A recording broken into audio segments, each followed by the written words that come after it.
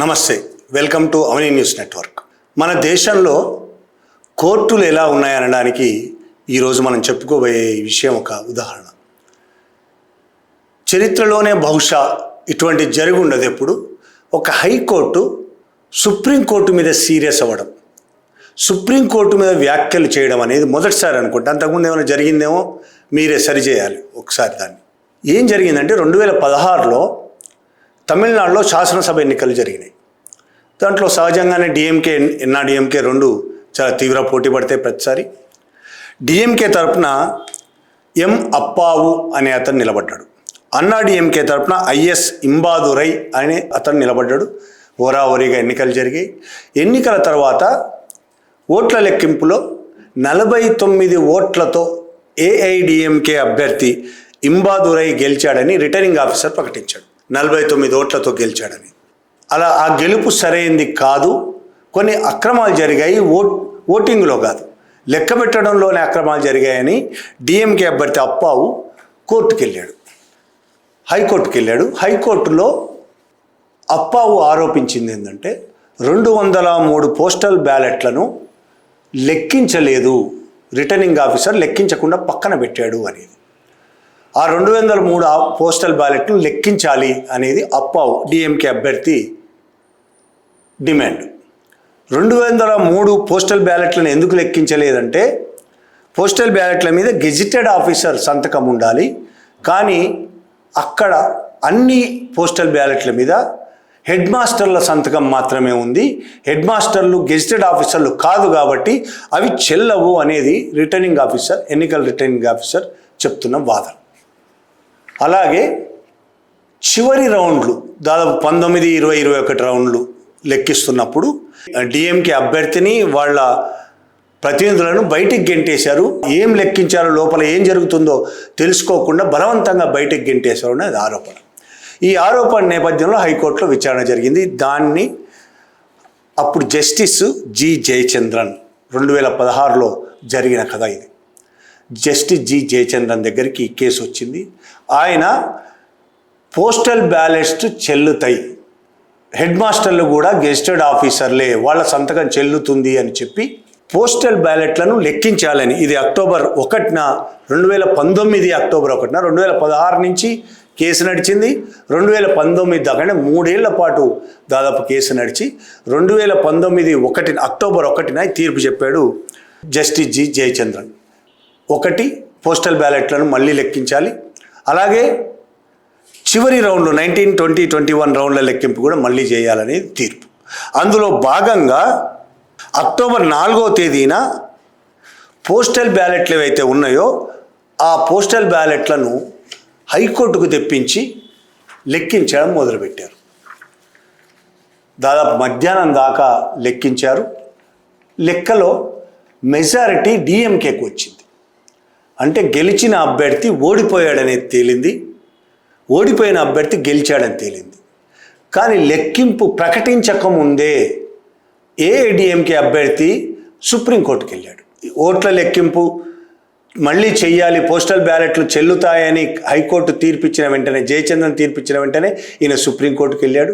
Supreme court ఓట్లను లెక్కించవచ్చు కానీ ఫలితాలను ప్రకటించొద్దు అని 2019 అక్టోబర్ 4వ తేదీన స్టే ఇచ్చింది. అని 4వ తేదీన ఇది లెక్క పెడుతూ ఉన్నారు, మధ్యాహ్నం దాకా లెక్క పెట్టారు.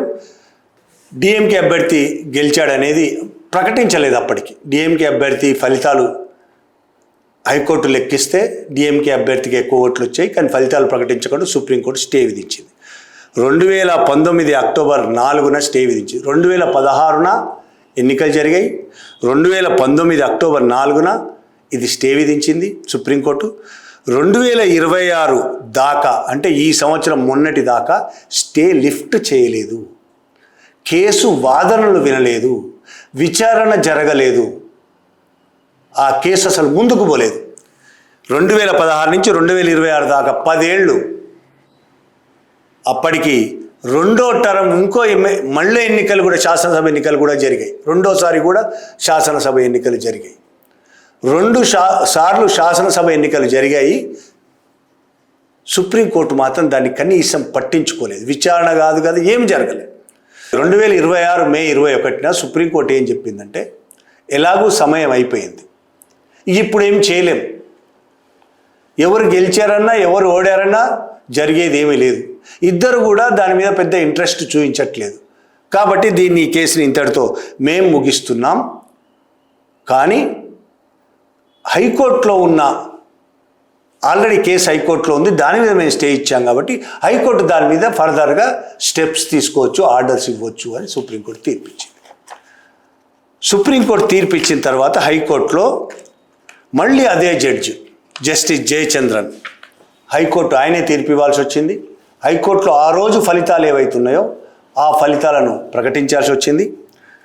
అందులో రిటర్నింగ్ ఆఫీసర్ పక్కన పెట్టిన 203 పోస్టల్ ఓట్లో 153 ఓట్లు డిఎంకే అభ్యర్థి ఎవరైతే ఓడిపోయారని చెప్పారో అతనికి వచ్చాయి. అప్పావు అతనికి 153 వచ్చాయి, ఏఐడిఎంకే అభ్యర్థికి 49 వచ్చాయి. ఆ లెక్కన అప్పావు గెలిచాడు అనేది హైకోర్టు ప్రకటించింది 10 ఏళ్ల తర్వాత. అప్పటికే అప్పావు ఓడిపోయిన అప్పావు అయిపోయింది, ఎమ్మెల్యే ఇంకొక ఆయన అయ్యిండు, తర్వాత మళ్ళీ ఎలక్షన్స్ అయ్యాయి, ఇదంతా అయిపోయింది. ప్రకటిస్తూ జయచంద్రన్ కొన్ని వ్యాఖ్యలు చేశాడు. ఇది అసలు విషయం. సుప్రీంకోర్టు మీద ఒక హైకోర్టు వ్యాఖ్యలు చేయడం అని ఇక్కడ మనం ఏ పరిస్థితిలో ఉన్నాయి మన న్యాయ వ్యవస్థలు అనేది మనం అర్థం చేస్తాం. సుప్రీంకోర్టు ఎంత దారుణమైన పరిస్థితిలోకి దిగజారింది అని. హైకోర్టు ఇప్పటికే ట్రయల్ కోర్టుగా ఒక స్పష్టమైన నిర్ణయానికి వచ్చినప్పుడు అత్యున్నత న్యాయస్థానం ఆ చట్టపరమైన ప్రశ్నకు సమాధానం ఇవ్వకుండా కేసును అలా వదిలేయడం సరికాదు. హైకోర్టు జడ్జి జయచంద్రన్ సుప్రీంకోర్టుకు చెప్తున్నాడు, సుప్రీంకోర్టుకి ఏం చేయలేము, అయిపోయిందంతా అని వదిలేసి హైకోర్టును చూసుకోమన్నది కదా, దాని మీద ఆయన అంటున్నాడు, మేము ఆల్రెడీ ఒక స్పష్టమైన నిర్ణయానికి వచ్చి ఉన్నాం, ఫలితాలు లెక్క పెట్టాం, తీర్పు మాత్రమే చెప్పొద్దన్నారు, ఫలితాలను వెల్లడి చేయొద్దన్నారు, కానీ ఫలితాలు మా దగ్గర ఉన్నాయి. మేము ట్రయల్ కోర్టు స్పష్టమైన నిర్ణయానికి వచ్చి ఉన్నప్పుడు మీరు ఎందుకోసం స్టే ఇచ్చారో దానికి జవాబు చెప్పకుండా కేసును అలా వదిలేయడం సరికాదు అని వ్యాఖ్యానించాడు. ఆయన 25 పేజీల ఆర్డర్ ఇచ్చాడు. ఇందులో సుప్రీంకోర్టు నిర్వాకం మీద ఇది చాలా దురదృష్టకరం అని మాట అంటూనే దురదృష్టకరం అనేది చాలా చిన్న మాట అని వ్యాఖ్యానిస్తాడు. ఇంకోటి, ఇది రాధాపురం శాసనసభ అంటే ఏదైతే కేసు పడిందో ఆ కేసు రాధాపురం అనే శాసనసభ నియోజకవర్గం. ఇది రాధాపురం శాసనసభ నియోజకవర్గ ప్రజల హక్కులను కొల్లగొట్టడం. ఆ ప్రజలు తమ ప్రతినిధిగా 5 సంవత్సరాల పాటు తాము ఆధిక్యత ఇవ్వని వ్యక్తిని భరించవలసి వచ్చింది. ఎందువల్ల? సుప్రీంకోర్టు వల్ల. చాలా సీరియస్ వ్యాఖ్యలు అవి, సీరియస్ పరిశీలన. ఇంకొక చాలా ముఖ్యమైన పాయింట్ జయచంద్రన్ మాట్లాడాడు. ఎన్నికల వివాదాలను వీలైనంత త్వరగా పరిష్కరించాలని 2015 నాటి మొహమ్మద్ అక్బర్ వర్సెస్ అశోక్ సాహు కేసులో సుప్రీంకోర్టు స్వయంగా ఇచ్చిన మార్గదర్శకాలను సుప్రీంకోర్టే మర్చిపోయింది అని గుర్తు చేశాడు జయచంద్రన్. ఇది అసలు చాలా సీరియస్ విషయం. ఏదైతే సుప్రీంకోర్టు తీర్పిచ్చిందో ఆ తీర్పును తానే ధిక్కరిస్తూ దానికి వ్యతిరేకంగా, తన తీర్పుకు తానే వ్యతిరేకంగా ప్రవర్తించింది. ఈ విషయంలో సుప్రీంకోర్టు 2015లో ఏం తీర్పిచ్చింది? ఎన్నికల వివాదాలను వీలైనంత త్వరగా పరిష్కరించాలి అని తీర్పిచ్చింది. 10 ఏళ్ళు పరిష్కరించలేదు. స్టే విధించి 2019 నుంచి చూసుకున్నా దాదాపు 7 ఏళ్ళు పరిష్కరించలేదు. 5 ఏళ్ల లోపే కదా పరిష్కరించాలి, లేకపోతే ఉపయోగం ఏముంటుంది? ప్రజా ప్రాతినిధ్య చట్టం ఆర్పి యాక్ట్ సెక్షన్ 86(7) ప్రకారం ఎన్నికల పిటిషన్లను 6 నెలల లోపు తేల్చాలి. చట్ట ప్రకారం, ప్రజా ప్రాతినిధ్య చట్టం ప్రకారం ఎన్నికల పిటిషన్లను 6 నెలల లోపు తేల్చాలి కోర్టులు. జయచంద్రన్ తన తీర్పులో ఇది ప్రజా ప్రాతినిధ్య చట్టాన్ని ఉటంకిస్తూ కోర్టులు ఇలాంటి కేసుల్లో విపరీతమైన ఆలస్యం చేస్తే అది ఓటర్ల తీర్పును, ప్రజాస్వామ్య స్ఫూర్తిని దెబ్బతీస్తుంది. చివరకు మన దేశం కూడా మనతో పాటు స్వాతంత్రం పొంది ప్రస్తుత నియంతృత్వంలో ఉన్న ఇతర దేశాల దారిలోనే వెళ్ళే ప్రమాదం ఉంది. ఇది జస్టిస్ జయచంద్రన్ అన్నమాట. మీకు అర్థమవుతుంది అనుకుంటా. మనతో పాటు స్వాతంత్రం పొంది నియంతృత్వ పరిపాలనలో ఉన్న దేశం గురించి మాట్లాడుతున్నాడు ఆయన. అంటే పాకిస్తాన్ అనే పేరు చెప్పకుండానే పాకిస్తాన్ గురించి మాట్లాడుతున్నాడు. మన దేశం కూడా మీరు ఇదే విధంగా ప్రవర్తిస్తే, ఇలాంటి కేసుల్లో ఇలాగే విపరీతమైన ఆలస్యం చేస్తే ఓటర్ల తీర్పును ప్రజాస్వామ్య స్ఫూర్తిని దెబ్బతీయడమే కాదు, మనం కూడా పాకిస్తాన్ లాగా తయారవుతాం. ఆ దారిలోనే వెళ్ళే ప్రమాదం పొంచి ఉంది. అత్యంత సీరియస్ అంశం. పై కోర్టు కింది కోర్టును మందలించడం కాదు ఇది. కింది కోర్టు పై కోర్టును మందలించడం, పై కోర్టు చేస్తున్న తప్పులను ఎత్తి చూపడం, పై కోర్టు నిర్లక్ష్యాన్ని, ప్రజల పట్ల చట్టాల పట్ల సుప్రీంకోర్టు నిర్లక్ష్యాన్ని ఎత్తి చూపడం చిన్న విషయం కాదు ఇది. నిజంగా భారతదేశ చరిత్రలోనే ఇది మొదటిదని అనిపిస్తుంది. కాకపోవచ్చు, ఒకసారి చూడండి మీరు కూడా. ఇది మొదటిదే అయితే మాత్రం ఇంతకంటే సుప్రీంకోర్టును వేలెత్తి చూపిన వాళ్ళు ఉండరు. ఒక హైకోర్టు జస్టిస్, రేపు సుప్రీంకోర్టు దీని మీద ఏం మాట్లాడుతుంది ఏంది చూడాల్సి ఉంది ఇంకా. కానీ ఒక సుప్రీంకోర్టు ఏ విధంగా తయారవుతుందో రోజు రోజుకు మనం చూస్తున్నాం. చీఫ్ జస్టిస్ సూర్యకాంత్తో సహా మొత్తం సుప్రీంకోర్టు ఏ విధంగా తయారవుతుందో, 10 ఏళ్లుగా 12 ఏళ్లుగా ఎంత దారుణమైన పరిస్థితులు ఉన్నాయో సుప్రీంకోర్టులో, న్యాయ వ్యవస్థలో ఏ విధంగా తయారైందో చూస్తున్నాం. ఈ నేపథ్యంలో న్యాయ వ్యవస్థ కూడా బీజేపీ ఆర్ఎస్ఎస్ల కబంధ హస్తాల్లో చిక్కుకుపోయింది అని ఆరోపణలు వస్తున్న నేపథ్యంలో మద్రాస్ హైకోర్టు జస్టిస్ జయచంద్రన్ చేసిన వ్యాఖ్యలు ఖచ్చితంగా గుర్తుంచుకోవాల్సినవి.